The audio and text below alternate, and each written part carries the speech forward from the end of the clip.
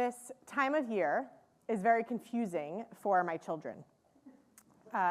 Whenever they wake up in the morning, usually, one of them runs into my room and climbs into bed.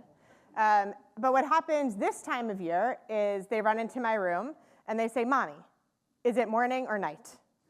And I have to say, "It's morning." And they go, "But it's dark out." And it totally confuses them. It totally confuses them.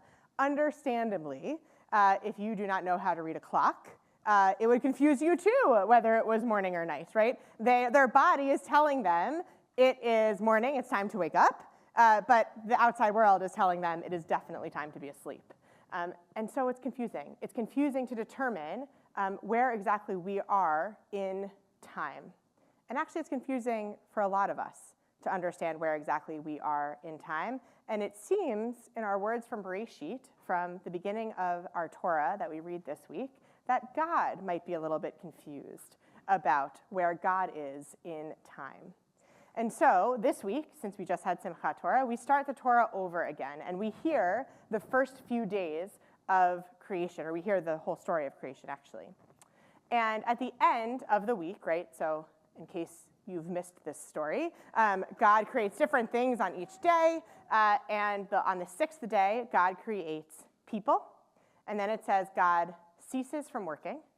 And then it says on the seventh day, God ceased from work on the sixth day, and then on the seventh day it says God ceases from work, and when God ceased from work, God rested. Okay, so that's a lot of ceasing from work. And on the surface level, it seems kind of obvious, like, okay, so God stopped working on the sixth day, rested on the seventh. But if you actually look at the text, God says it twice and says it differently. God says, or the narrator says, God stopped working on the sixth day, and then when God stopped working on the seventh day, God rested. So which is it? Does God stop working on the sixth day, or does God stop working on the seventh day? So everyone, good? Man, and Shabbat Shalom. That was awesome. That was awesome. Okay, so that was such an easier answer than what our rabbis gave as an answer. Our rabbis, because they love a contradiction, went a little wild with this contradiction, right? Like, so what is it? And there's a story in what's called Genesis Rabbah, which is some of our earliest texts of Midrash, stories that our rabbis tell to fix the holes in our text, says, listen, it's really hard for humans to distinguish exactly moments of time. It's really hard for humans to distinguish which was day 6 and which was day 7, right? They blend together. And even us with our clocks, and we're able to say 12 a.m. and 12:01 or 11:59 and 12, I still don't know which one it is, just so you know. It's still hard to tell, right? It's hard to tell when exactly, although we can Google it, but if we're looking at it, when exactly does the sun go down, right? When there's that twilight period, is it day or is it night? I'm not really sure, right? So our rabbis say, like, listen, humans can't really figure that out when day 6 and when day 6 ends and when day 7 begins. But God understands time so well that it's as if it understands it by a hair's breadth, like knows exactly the moment when day 6 ended and day 7 began. And so to the human eye, whoever was around, I guess Adam and Eve, to the human eye, it looked as if God was still working on the 7th day. But don't worry, God was not working on the 7th day. God worked all the way up to the cusp of the end of the 6th day and then stopped. It only looked to us as if God was working on the 7th day. All right, that was some rabbinic craziness for you, for some meaning for us. It's really rare when we can find moments in our lives when there is a clear before and a clear after.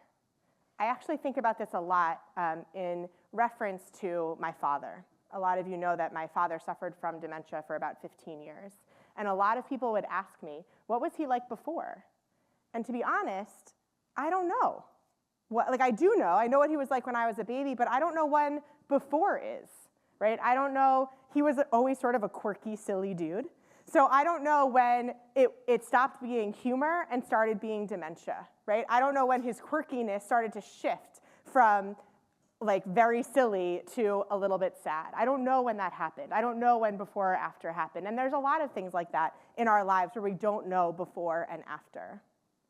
This week we got a gift. We got a real before and after.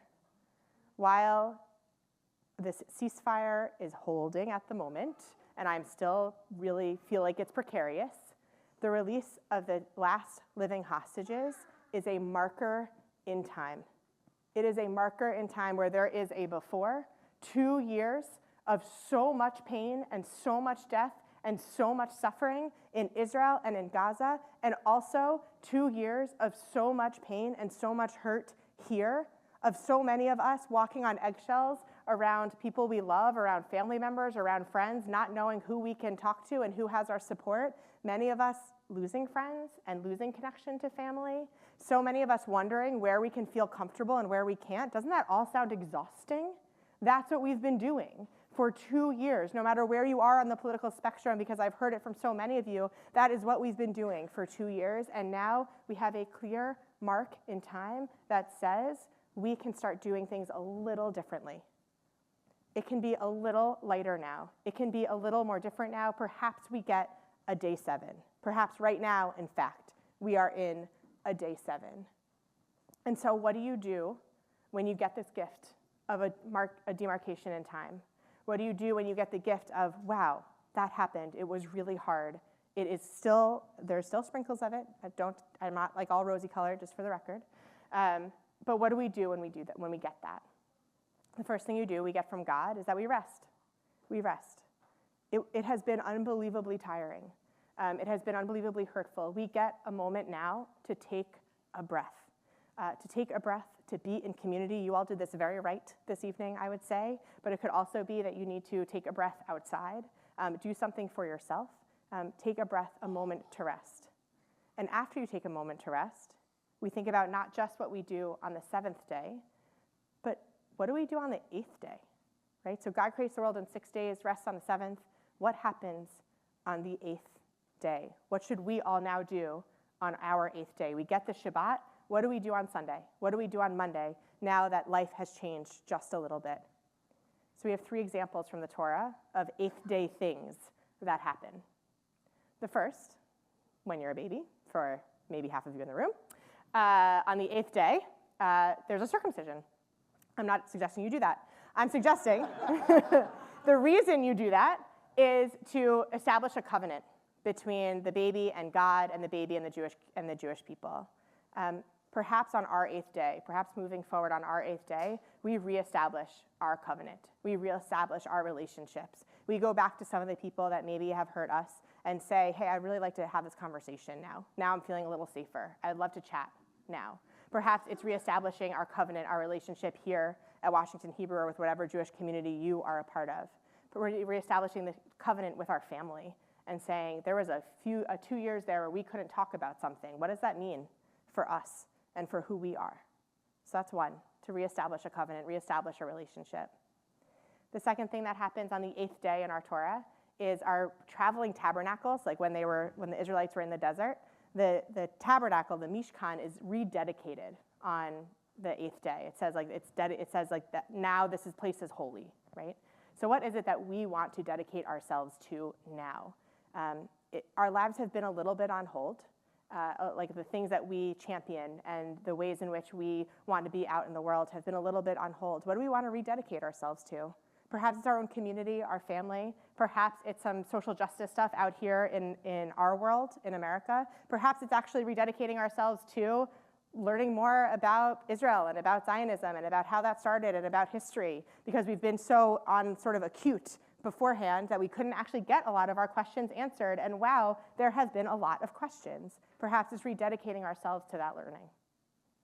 And finally, as we heard and Cantor explained when we were doing our Amidah, the 8th day of Sukkot that we had this year, so the 8th day, or they had this week, the 8th day is when we switch our blessing from we want dew to please God, can we have rain? Rain, this source of life. We cannot live without it. Our agriculture can't grow without it, and we can't be without it. What is it that we can do now on our 8th day to give ourselves a little bit of life, to make ourselves feel a little bit more whole? Perhaps it's being with those that we love. Perhaps it's being outside. Perhaps it is giving ourselves a little bit of Judaism, a little bit of meaning in our lives, rededicating ourselves to certain values and hopes and dreams that we have put on hold? What is it that we can do to give ourselves life and renewal on this 8th day? I wish you a very, very joyous 8th day. Shabbat shalom.